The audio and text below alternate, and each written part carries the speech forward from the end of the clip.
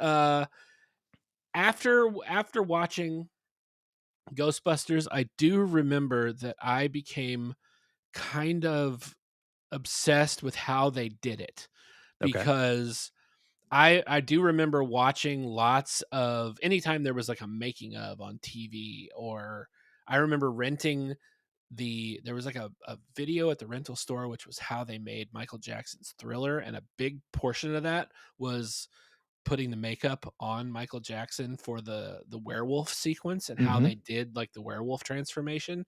That stuff was absolutely fascinating to me. There was a scene in Mr. Rogers, for crying out loud, where Mr. Rogers goes to the set of the Incredible Hulk and they watch Lou Ferrigno get the Yes, Incredible I Hulk remember makeup that put on. episode. Oh my gosh.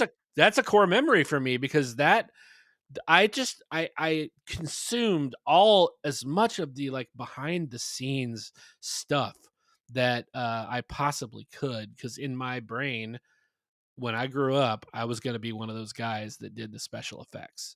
Like that's what I wanted to do, is I wanted to work in movies and I wanted to make the models and I wanted to do the stop motion and I wanted to do all the rubber mask stuff. But as I grew older and I got to be in my teens, and this is like the late 90s, Right. all that stuff went away.